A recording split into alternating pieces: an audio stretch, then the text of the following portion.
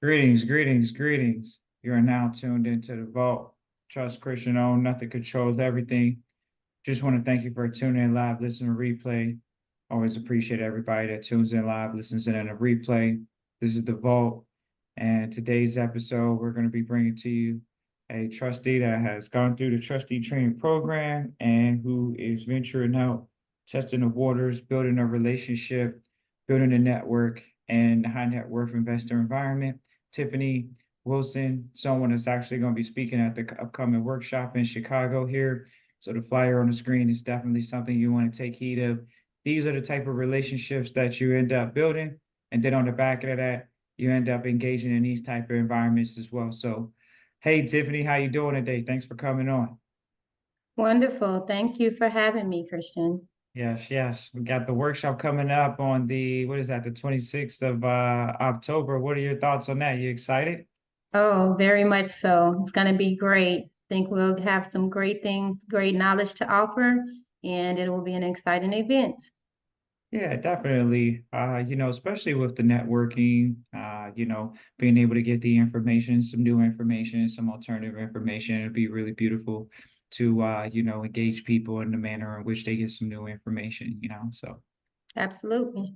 awesome, awesome. Well, let's just jump straight into it. This episode for the trustees, you all listen all the time. You hear about Trust Christians saying, these events, they're thousands of dollars, they're private. And so we have a trustee that had a very, very unique experience. And so this episode is really going to be called, probably what about like 25, actually really about 50 people in a private room, and there's some very powerful people in the room. So if you could kind of give the numbers, Tiffany, that the event that you went to, the style of event that it was, and we can start there, like numbers and the style of event that it was. That would be great. Sure, Christian. So I attended a small gathering. It was a family office event here in Atlanta, Georgia, and it was specifically geared to engage a lot of the family offices to increase the wealth here in Georgia, to bring back more family offices here and not so many to leave. There we had a couple of senators that attended. We also had we had state representatives, two senators, and a host of family offices. About 25 family offices represented there. Awesome. And so that's awesome. And so people kind of got a demographic of the room, even public people. So it is private families that have capital, and as well, it is public, officials that are there to help, get laws passed and things of that nature. So, we've already kind of had this conversation, but I mean, we can go through story after story of the various people that were speaking, and really would like to take the time to really go through each of these various different stories to talk about what's really going on the private side so people can be aware when it comes to someone with the foundation for the fentanyl. I think that that's a big one for you to share, which is, if you could just share that story. That was the story that we got. So basically, ladies and gentlemen, at this point in the episode, we're really just going to get her to go over the stories of the people that she engaged with in the room, and just really kind of hear her thoughts on what she thought of these particular people, and how they're moving in the environment. Just her thoughts. Everybody has their own thoughts on it. Coming from the public education to a private, it's a difference in this mindset, and there's a difference in mindset just being straight private your whole life. So we're going to hear her and her perspective on being in these environments. So we'd love to hear your thoughts, particularly with that fentanyl family, and just if you care sharing, that would be great. Absolutely. So Mina is one of the CEOs who was there speaking on behalf of the Westgate family. And if you guys aren't familiar, the Westgate family is a family that holds a lot of real estate as far as rentals in the, what is it called? Timeshare rental space. So they had a daughter that was in the midst of this family building out their family office and being very high earning individuals. They did a lot of travel. So they had a daughter that was about 12 years old. And during the time between ages 12 and 18, their daughter had started to engage in a substance called fentanyl that, has become very popular in recent times. And they had no idea that she was indulging in these substances. And by the time she made it to 18, she had an overdose. So there's a book out called Victoria's Secrets, and it's actually Victoria's entire diary, where she journaled out her daily life, or weekly or whatever, her life from age 12 to age 18. Her mother stated that had she read her diary, they could have intervened and actually helped their daughter, with this problem that she was having. And because they didn't know, obviously she to her demise. So they did start a foundation, and they have started a huge movement to get the awareness out about fentanyl, its impacts, and also pass laws to help interject this new prescription drug that will help individuals in a case where they are overdosing, or in a compromising position where they could potentially leave. They're given this medication called Neoprol. I think it's Neoprol. I could be wrong, but they're given a specific medication, and it actually brings them back from having from their overdose. And she spoke on that. She's helping she's actually leading the effort to help this family office push the narrative and get the word out about the drug that can help young kids. And just in general, it was really a movement that's happening. They even have a day now that's been passed in law, June 6th, which is the National Awareness Day, that we all will become probably more familiar as time goes on. But it was very eye-opening. It was definitely new information for me. I had not known of this drug, nor of the impacts of fentanyl to that level. Yeah, it's interesting, to see, where the money goes, it goes towards their problems, if you know what I mean. People that have money, they have money problems. So that's their problems is, Hmm. these are, everybody has their different problems. So, thank you for sharing that. And it's interesting, that you see, a family that, has built wealth. Clearly they've done it. Their first gen. They're not saying that they're not, Yeah, and then so their first gen, and then you see they still run into some challenges. And then within first gen, they're still having to quote unquote spend some wealth on solving even, greater wealth challenges, which is their family. Ultimately, your whole goal is to build something for your family. And then next thing you end up paying for your family to for some problems and challenges and just things that happen in general. So thank you for sharing that. absolutely. So what else would who else did you get a chance to meet? So I met quite a few people there. I did meet a CEO of the new John Adams Foundation that they're pulling together, and she works out of Washington, D.C. She was there representing that new foundation. I met the author of a book called Who Ate My Pie. His name is Eric Weir, Weir.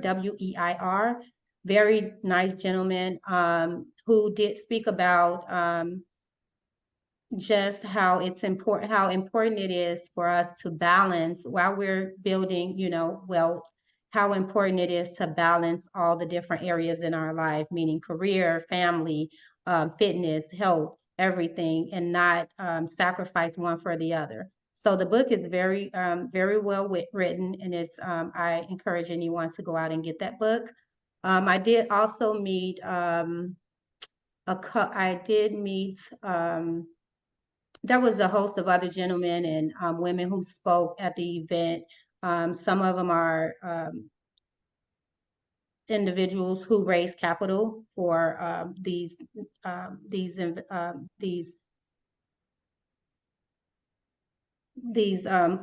These I'm sorry. These are some individuals who raise capital for the offices, the family offices there, and it was a host of people. I don't really recall all the names. Again, this was a small event, but it was definitely high profile folks there. The senators who did get up and speak, they was very much interested in helping to push the initiative for Georgia to become one of the centers of wealth, centers of excellence for wealth, Mm-hmm. just as we have other centers of excellence. It was just a really good experience, I would How say. long was the event? The event lasted about 3 hours, Okay. but Was it a dinner or a lunch or what? yes, it was a dinner. It was a nice Okay. dinner. Was it They closed held, door or was it invite only or was it open to anybody because you just are American and you were born an American? no, it's invite only. Oh, okay. So Um, it's not just because you're born with a birth certificate in America, you get in these rooms, huh? Probably, I don't know if you know about it, you can get in a room, but Well, it's you gotta very know well, about it though. You gotta know the right people. Usually it's a money situation, right? pretty much. Right. Yes, So it's interesting because the people that have the money, they like hanging out together absolutely, and small absolutely. It was, groups concentrate. I would love to hear what were, so there's stereotypes about wealthy people and rich people, of course there's distinctions between wealthy and rich. Now, would you mhm. classify these people as wealthy or rich, just based off of Oh, your. definitely, definitely wealthy. Okay, so you're in a room with wealthy people, and what was the energy like? Was it like, oh, it's kind of sour? Was it judgmental? Like, how was the energy? What was the energy like? A lot of people want to know what it's like to be behind closed doors with wealthy families. You were in there with some sinners. So what's it like to be close to these people? Are they robots? Are they demons? Everybody wants to know. No, they are very nice folks, very much willing to help, actually, honestly, looking to help. Those who have ideas and who have innovative ideas. That's really the focus of the entire event, was to be more engaging, attract more people who have those innovative ideas, and get the money in the correct hands. So they were really, really helpful. They were very inspiring. I would say they wanted to help more than they wanted to than not. And it's interesting. As you were speaking, I was thinking, what what was the sentiment on giving, but like you said, they definitely want to give. So let's pivot over to one of the more powerful relationships that you've met before at another event, Levon. We'd love for you to speak on Levon and just you running into her in that environment, and like you say, her extending her olive branch to you.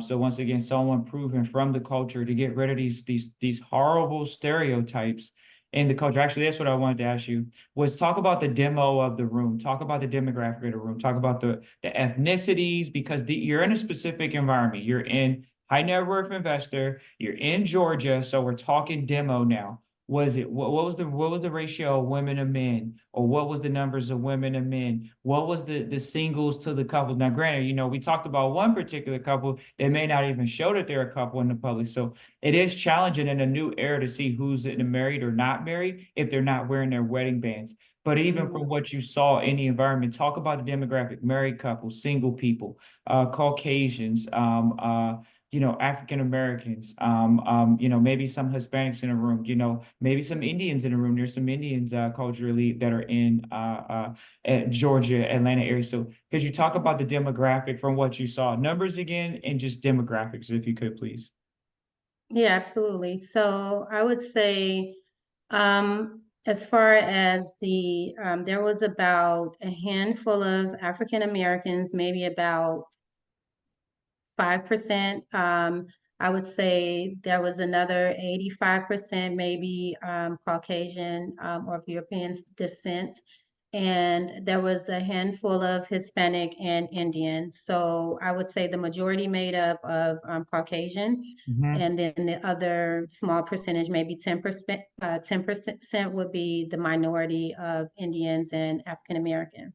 As Okay. far as there was several married couples in the room, there were several families represented there. But that percentage, again, I did not meet everyone, but I would gauge it to say maybe about a 75-25 split of that type of environment. And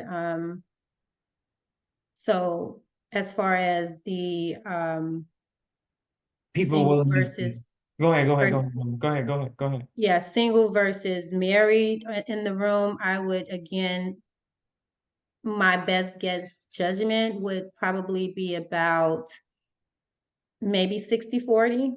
We're married to non-married. Yeah. And that's the part people don't want to hear. It's like a lot of wealthy people are married. It's not Yeah. easy just to be like, oh, I'm single with a bunch of money. Like it's not as easy as it sounds. So usually they're a married couple. So and specifically the term wealth is synonymous with family. So it's one of those things that when you walk in those environments, by default, you're going to see way more married couples. It should be traditionally with a leaning majority towards them because they traditionally can put together two previous career incomes, two previous family incomes. You know, people have two bloodlines, they have two family incomes that they can put together and continue wealth and sit in those rooms. So that's interesting that you say that. So yeah, yeah. Anything else you want to add to that point? Yes, so there was also like Ross, the person who actually pulled together the meeting, very nice gentleman, was handicapped. He was a paraplegic in a wheelchair. There were several also several members there that were in that position, which I found very amazing because he led a very well strategized movement and meeting that was very productive. He knows a lot of folks, and like I said, they're really trying to move for Georgia to be another center of excellence hub, as like Chicago and New York and those type of places. What would you say his not to say income level, but net worth level is the guy that you're even just speaking of, Ross? Oh, he's definitely a millionaire. He may be billionaire status. I don't know. Right. But he's Um, somebody that you would say he at least got about $5 to $10 million minimum. oh yeah. Oh, no doubt. No Right. doubt. Right. He Like hasn't. he's a no doubter, you know. You could see it on him and you didn't have to look and see a paper dollar bill. You just know that he looked like he's over $10 million. Just the meeting that he's running, you can see the Yes. equity that he had in the room. So now Yes. we had someone that you know that was willing to fly down last minute to actually get in this room. So that shows you how powerful it is. And this individual that we're speaking of is someone once again that's raised substantial capital, has Yes. solid net worth. What are your thoughts leaning into that now? What do you go? You can go right into that point. Into meeting Levon, who flew Yeah, in. yeah. Oh, absolutely. It was a pleasure to meet up with Levon again. Our second happenstance meeting. I think Levon is she has a lot of wisdom and a lot of experience. She was able to give me some good strategic direction. And again, she worked the room. She was meeting with other high net worth investors. There was just a lot of networking, really, really good networking going on. I met an individual as well who had a couple of startups, a VC, and he also had another venture. But and Levon was right there. She was very interactive with the crowd. Like I said, everyone was very cordial, interactive, and I think very helpful to try to get together, talk about, where you could fit in to help, what services they provided. That was pretty much the first question asked is, hey, what service do you provide, or how can you help, or what do you do? So that they can see where they fit in to help move you along, or, maybe point you in the right direction. So I thought that was really encouraging and very helpful.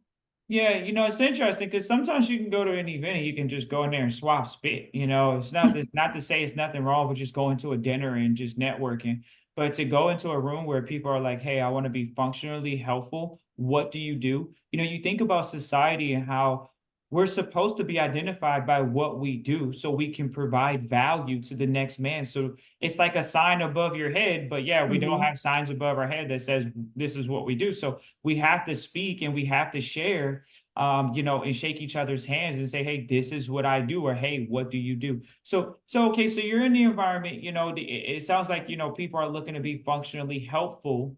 Yes. Let's talk about this term high net worth investor real quick. Hmm. What was your thoughts on that term and seeing how these people have distinguished themselves by the amount of finance that they've been able to accrue over a period of time. What are your thoughts on them as human beings and just their style of doing business at that level? Because clearly these people they're not just an entrepreneur. They're not just an investor. They're not on the internet trying to tell you how to make $1 million. But since they're not trying to tell you how to make $1 million, what was the interaction like as opposed to dealing with the ones that are on the internet that are saying, oh, you can discharge this or you can go this other route. And they're like, well, we want to be functionally helpful to society. They have a Yes. different approach. But I would love to hear you to actually give a distinction in some of the things that you noticed, good, bad, or indifferent. Hmm. So what I would point out is that this group made a very they were very intentional in letting it be known that they are here to assist, to help, like I said, with new ideas. They are looking to have looking for ways to be innovative, looking for ways to find those people that they can actually help support and move them to the next level in order to, like you said, generate more within the economy. So that's their whole goal, is to keep the economy moving, and then also while protecting the ones that you would say are quote unquote in the private arena. But they would like to move the ball forward with helping those that have an idea, that don't know where to get. They're looking for ideas. I think someone mentioned in the room that the family, the Westgate family, they were looking for someone to give money to help, looking for someone who had innovative ideas for this fentanyl crisis before they started their movement.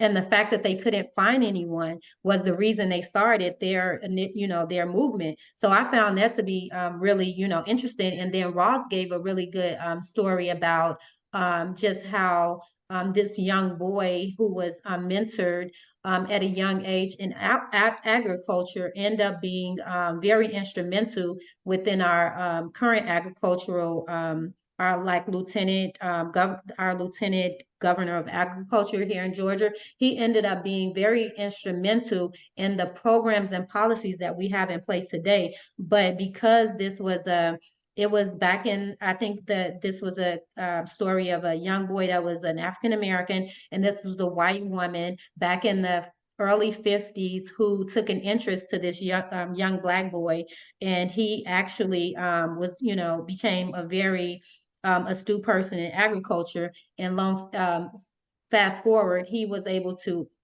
um, to inspire someone else, and basically we're seeing the results of that today. So the whole idea of the story is that you never know how one story or one you're helping one person may eventually trickle down to eventually help many people. And I think that was a really great story that he was able to convey and share. But again, it was more, everyone was looking for somewhere to put to invest in innovative ideas to move our culture forward. It's interesting you say that. I think we can harp on that for sure. I really want to remember this point, so we can highlight it now. Now we know each other, so it's a question. So Mhm. could you talk to the audience and let them know how you felt about going to the event before you went, and then you actually went, and just kind of let them know that mental, emotional, quote unquote, not battle, but just undertaking in general to get to these events, because we all got to make decisions in life, and sometimes people sacrifice sleep for certain things, sometimes people sacrifice certain things. So could you talk to us about that? Because we're aware of what, you told us, and this is for the listening audience, so they don't feel like they're the only ones going through, you know, mental or emotional situations in life. Yeah. Initially, when I was invited to this event, I did not want to go. I was thinking, I just have so many other things to do. I just don't have time to go and network with people I do not know. But and then in hindsight, I said, well, let me just go. Let me take this opportunity because it's not costing me anything monetarily, but it is costing me something as far as beneficial wise, that maybe I could get something out of the event. You know, I can meet someone that you know I may not have any other opportunity to meet. So I started to do, you know, kind of do a give or take, and so I ended up going, and I really enjoyed the event. I really in hindsight, I'm so happy that I went. I actually told the young man who invited me I thanked him, and because, you know, some of the people that I wasn't expecting to be there, i.e. Levon, you know, was able to connect with her again, was just really, you know, I just can't speak enough on how sometimes you just have to get out of your comfort zone if you want to see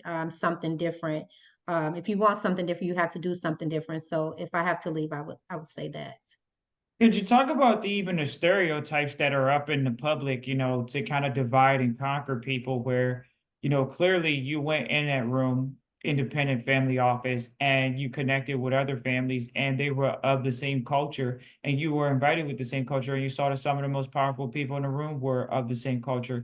Could you talk about that? Because sometimes people, they don't get to see those private wealth examples real, and it's crazy, because it's like, man, we winning over here, when you see the culture and they're like, oh yeah, this guy, he raised $100 million in less than 20 minutes and he's of your culture. It's like, whoa, how come they didn't stand anybody else up to do that right now? And then they're talking to Levon and she's, oh, everybody wants to talk to her and all this other stuff. So could you talk about, those demything those stereotypes? It's so disheartening to go through a public system that tries to divide and conquer via propaganda. And you go in these rooms and it's like, nah, it's not, that race stuff ain't really a big deal in here, huh? Could you Oh talk yeah. but could you talk about the stereotype of us, quote unquote, culturally and actually doing things together, if you could talk about that. Yes, I definitely agree. We can debunk that notion that there's a separation. There's a perception of separation because it really isn't. In those rooms, everyone is treated the same. Everyone is treated fairly. And again, that was one of the signature lines that, you know, Ross actually mentioned, is that we want to make sure that everyone is in this area is celebrated and not just tolerated. So it was, I mean, it was really a phenomenal room to be in. I didn't feel out of place. Um, Everyone was very nice and cordial. They were, you know, they introduced themselves. I didn't just stand around with, you know, a group of the likeness of African American. I mean, the room is literally everyone is just walking around, introducing themselves, and really trying to be of service and of help, and just trying to, you know, further their network to see how we can just increase the, you know, the outcomes and what we're seeing today in society. So yes, I can say don't believe the perception that's being presented today. It's definitely a very comfortable atmosphere. It's very inclusive atmosphere to be to be in. It's funny, even regardless of DEI, it's so funny. Like they have Yeah. this whole policy in place now for it. It's like, well, Levon's definitely been in that room before that policy came around, right? And she's Yes. been, and think about it. She could use it as an excuse. Oh man, I've been in there before that, and it would, you don't even know how hard it was. Like she plays golf. That's what made it easy. He plays golf. Like when you could play golf with the guys that Hmm. are that have the money, you're in the same, now you're in the environment again to get the Yes. money. Just like you were in the environment to get the money. When you're in the environment of once again, which is so interesting because people that work a job 9 to 5, they go, they take, and they go home. Whereas you go to that event's from 6 to 9. It's in the evening. These Hmm. people are focused on giving. They didn't come in a room focused on a handout. Could have been. It doesn't matter if you're wealthy. No, you can still be focused on handout mentality. So they come in a room. They're once again have capital, wanting to give it away.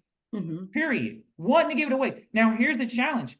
is your public school education going to serve you with these new ideas that they want to fund, as opposed to go fund somebody that just wants to go work a job and do something like everybody else is doing?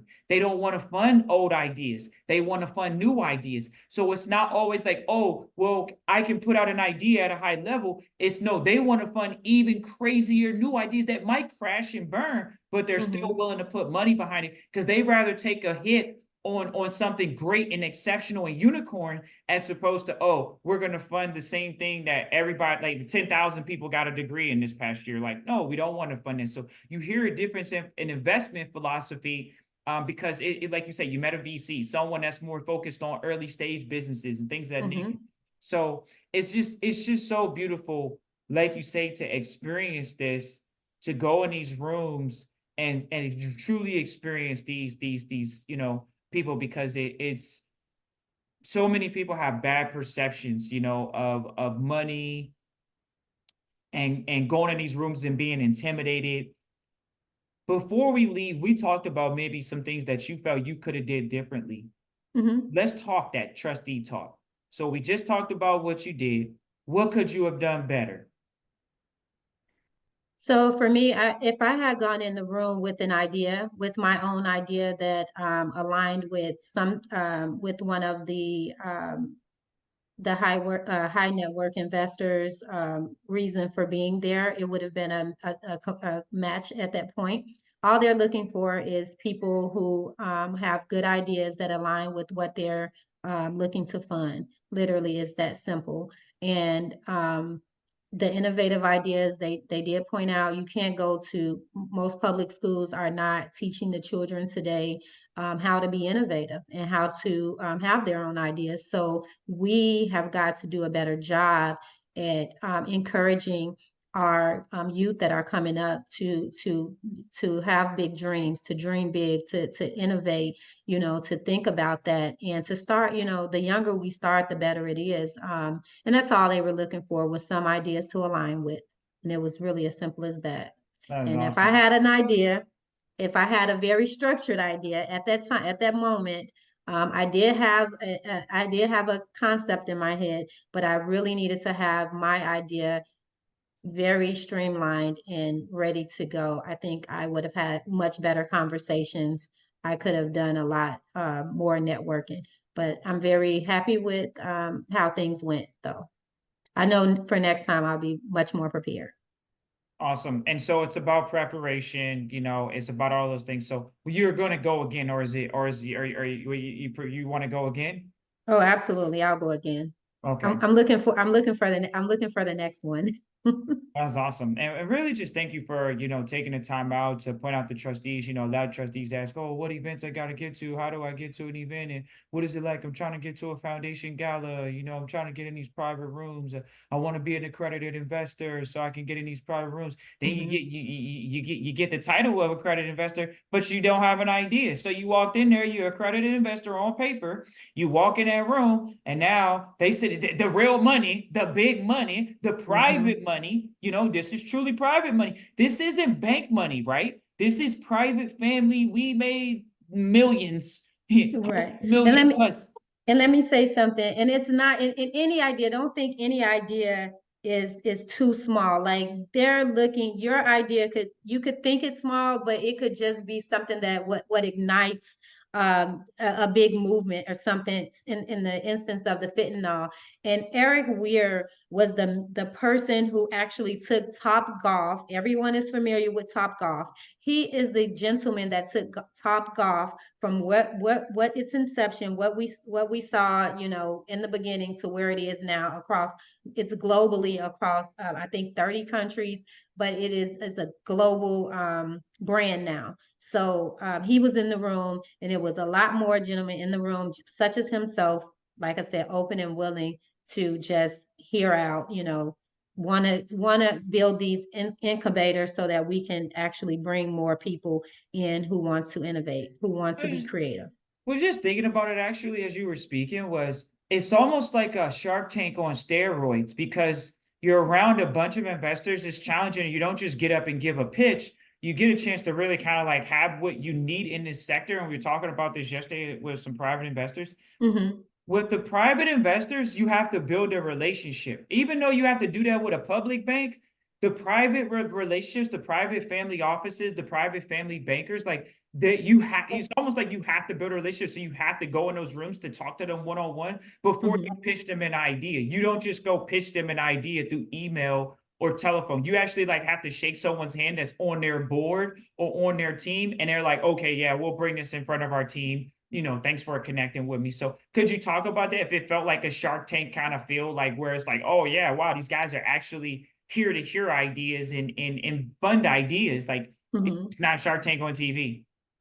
Yeah, I agree. It was exactly like Shark Tank, except like you said, you get to talk to these people, be more personable, which Mhm. is really important because the more personable you can be, the more relatable. That's what we're looking for. We're trying to get away, and that was another point that was made in the meeting, is that we're trying to get away from being so corporate focused that we're not personal focused on being personable with people anymore, and really being interested in what people have to say and what people want to do. So talking to a lot of those investors was really eye-opening. And it just, like you said, it's more of building a relationship, because most times when they do invest in you, they invest in the relationship as well with you. So they're investing in the person as well as the idea. So Yeah. also, yeah, keep that in mind. And that's the thing about it, is in the private sector, they do add a little bit more personality to the investment and money. It's Yes. a little bit more intentional, as opposed to corporate just having to push out corporate dollars towards specific sectors and things of that nature. So it's Mm-hmm. very much so, like you say, very much so relationship and engagement based. Like it's very personable. And they understand that. The institutions, they don't have that ability. Whereas in the private sector, so could you even talk about that? How the private family foundations, just to highlight off and fall off, now. But Mm-hmm. what was the sentiment from private family foundations in the room? What was the energy like? What was the giving like? What was the conversation like with those things in the room? From what you heard, were many engaged in the specific private family foundation, and what was the conversation about those? Yeah, most of the people there have found private foundations. Again, the purpose of the meeting was for the Georgia family to come together, the private families to come together to help with the synergy to bring more wealth here, more family offices. So yes, the energy was great. I mean, when people walked, a lot of people knew each other, like, hey, it's very friendly, very friendly That's all environment. old money. Exactly. A lot of they already knew each other, and they shook hands and gave hugs. And again, with us being new to the scene, they still embraced us. Hey, I think it's one of the new it's someone new into that just came up here into the family office. She actually came over and she welcomed us and she thanked us for coming, and saying that, hey, we've got to do better at finding better ways to give the money to the people who can really be innovative. And I just think the whole environment was very welcoming. The biggest challenges is knowing the people in the environment. Is even if Hmm. we see these athletes and celebrities and they're like, oh, I want to do real estate. And it's like, well, those people don't mind giving money to what is that called? Affordable housing. But when Hmm. you do affordable housing in an innovative way, where we've seen it where people have like a food bank at the bottom of the affordable housing center, that Hmm. changes the dynamic of the affordable housing center. When you could put an anchor grocery store where people now, yeah, they don't have to leave to go get groceries for affordable housing. You have maybe you have boutique shopping downstairs of the housing center, or you have a computer center downstairs, downstairs in the housing center. These are innovative space repurposing of value add type mentalities towards real estate, that, oh, maybe an older family, they're a wholesaler and they don't want to get into short-term rental. So maybe you have the ability to get them through a short-term rental, problem, and help them branch off into that sector. So they're looking for that innovation. And so it's just interesting, to see either the lack of ideas or lack of money. So we're gonna wrap up on this. We gotta ask this one more question because we know that this is the truth, and we want to hear it come out of somebody else's mouth that's seen it. Mentor told us there is no lack of money, Christian. Trust Christian. There's a lack of deals. Would you agree? I would have to say yes. I agree. Simple as that, ladies and gentlemen. You can get your dream funded. You can get your business funded. You have to get in the room with these people, and that's the bottom line. It's not, oh, it's not enough money in the world, and we're drying up, baby. There's no You drying up, you have to have a dream first. I would right? say that's the first thing. You have to have a dream. And most of us have become so we have been desensitized and we don't dream anymore. So I would say the first thing is to have a dream. And once you have that dream, then once you're in front of the right folks, it's you're good to go. You got to share it. What were you comfortable sharing what you were working on or what you were doing or just your current vertical that you're working in? Were you comfortable talking about that in the environment? Absolutely, I was comfortable, and I got new ideas, and Levon was able. I shared it with Levon, and she was able to give me some new ideas and new ways and new perspectives on how to look at to structure it. So I was very willing to share what I thought was a good idea and how I was proposing to structure it. And once I did that, then and got some feedback. Absolutely, I thought that was a very good exchange of ideas. And so this is not to like this is well, maybe even one more great point we know we'll hop off for sure. You know, Hmm. the thing about it is that we're very aware of, in this environment you can find mentors. So could you talk about people's willingness to either be a mentor or just be a resource? Just your experience, from asking people if they would be your mentor, like what if they're not going to be your mentor, or will they be your mentor in this environment? Because you want to find people that have like these are big dogs. These are the biggest, they're the biggest in Georgia. They came out, they're private, they have substantial holdings. There's no doubt about it. These are people that they have the proof in the pudding. Asking them to be your mentor is a very flattering thing, as they say, and they Hmm. probably don't have too many that ask them. So what was your experience, and if you have started asking for mentorship?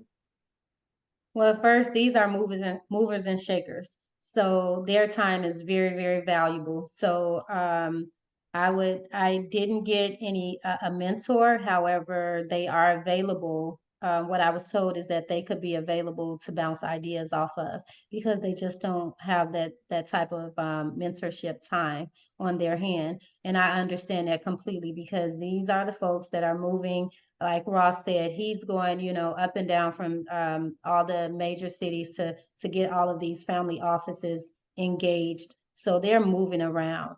But if they're even open to listening to me, on a one-off basis, that's great too. So, I can't ask for anything more. And that's crazy because this guy's supposedly, like you say, a paraplegic, and he's moving around like he a regular person, which, Yes. kudos to him for sure. And then on the back end of that, that's something that I've experienced as well. Just to share a sentiment with you is yes, the DuPont guy that I'm familiar with for sure. Is, and it's interesting because the wealthier people know what true mentorship is, so they'll tell you, no, I'm not going to fake mentor you. They'll tell you, I don't have the bandwidth or the time, and they Yep. truly know what mentorship is. So, but they'll tell you like, hey, look, it's like, hey, I saw you in here. We met at the party. So since we met at the party, here's my number. Call me later. It's like, okay, fine.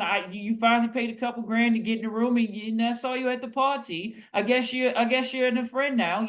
You're a friend, you're a chat, but you got to hold rank. You got to bring value. You want to build true friendship, like you say. They gave you the number. Call me later.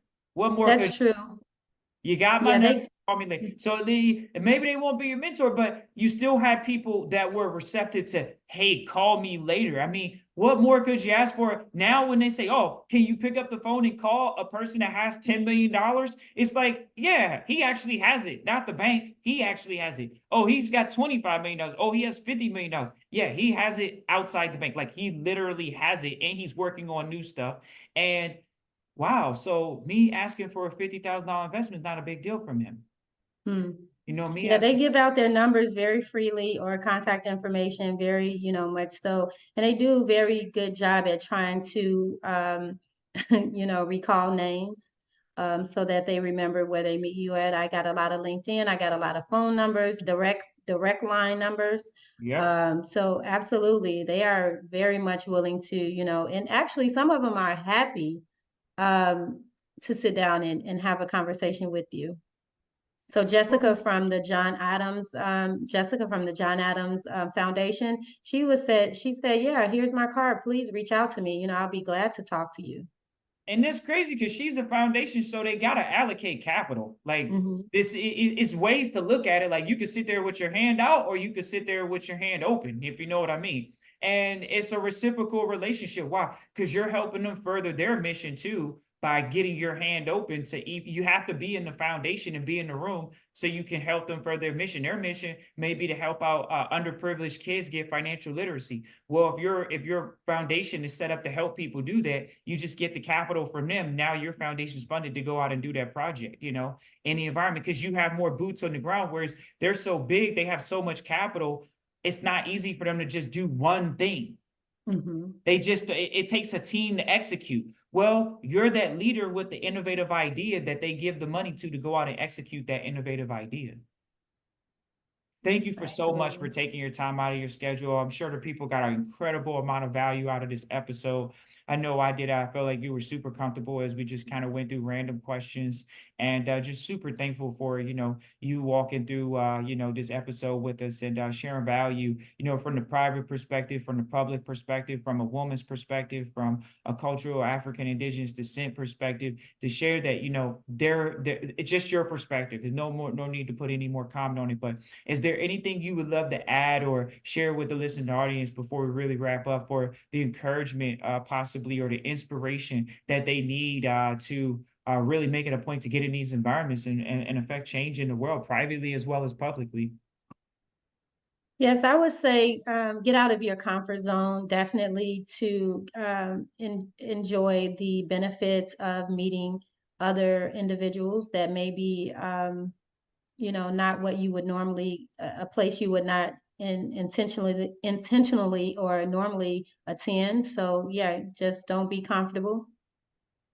Go ahead and take that first step in getting out to meet other people, Great deal. I would And say. investing in yourself is so critical when she talks about getting out your comfort zone. When you get out your comfort zone, it's not for other people, it's for yourself so you can stretch yourself. So that just shows you, you think and you think people think that it changes as you grow, like, oh, I'm wealthier now, I'm super wealthy. I'm gonna go to every event. No, just because you get more money doesn't mean you're just gonna be excited to go to different events now. So it's always gonna be a thing like, oh, we gotta go to this event. Why? Because we gotta network with people. We have to move outside our comfort zone and meet more people. You know what I mean? It's 8 billion, but it's Hmm. like, geez, I thought I made some money. I'll have to meet more people. Like, no, you do because things change and it's important to really stick to that. And so I'm sure we could have a lengthy conversation about that environment because it's always a beautiful, fruitful environment where you have people wanting to add value in the world instead of take.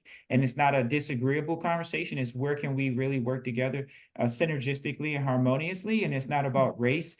It's really about, society at large, whether it's older people, younger people, people that are going through various different situations. They just want to address the needs of the population and really, see if there's a value and, see if we can really live cohesively together. It's just disheartening when you see so many of the lower level tier of things where it's like, oh, well, we're all fighting for the bottom. It's like, no, like we're all should be encouraging each other to just grow overall. And, appreciate you for coming on. Thank you all so much. You want to give out your contact details, Tiffany, so people can reach out to you for your services when it comes to the insurance and this workshop that we have coming up here on October 26th.